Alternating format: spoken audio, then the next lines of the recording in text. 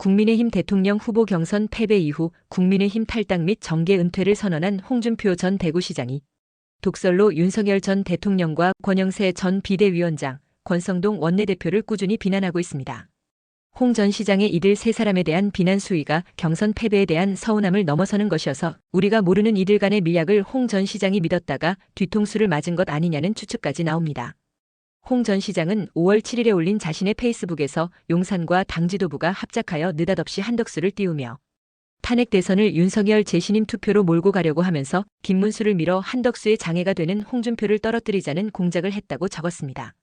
이때까지만 해도 홍 전 시장은 권영세 전 비대위원장과 권성동 원내대표를 당 지도부로 표현했습니다.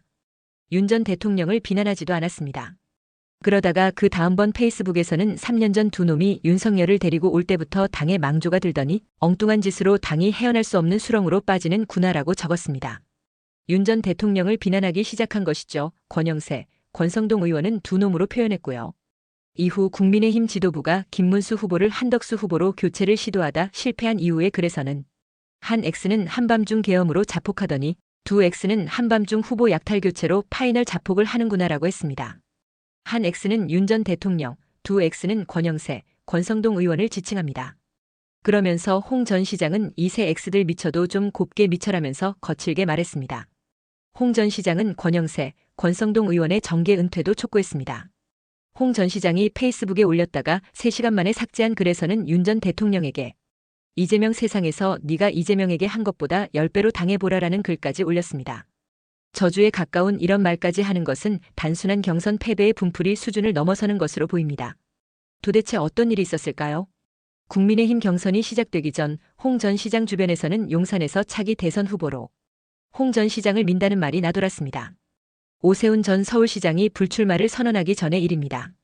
용산에서 한동훈 전 대표는 절대 밀 수 없으니 오세훈, 김문수, 홍준표 중 홍 전 시장을 밀기로 했다는 것입니다.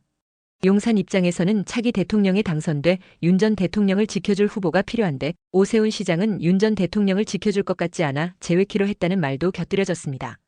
김문수 후보는 윤 전 대통령을 지켜줄 것 같긴 한데 중도 확장성이 약해 당선 가능성이 떨어지는 것으로 판단했다는 말도 함께 나왔습니다.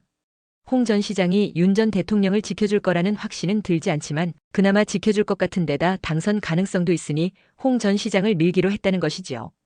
당시까지만 해도 한덕수 전 총리의 출마설은 나돌지 않았습니다. 이 같은 소문이 사실인지는 확인되지 않고 있습니다. 그런데 공교롭게도 홍 시장은 경선에 참여하면서 대구시장직에서 물러났습니다. 광역단체장은 현직을 유지한 채 경선에 참여할 수 있습니다. 이철우 경북도지사, 유정복 인천시장이 그렇게 했습니다.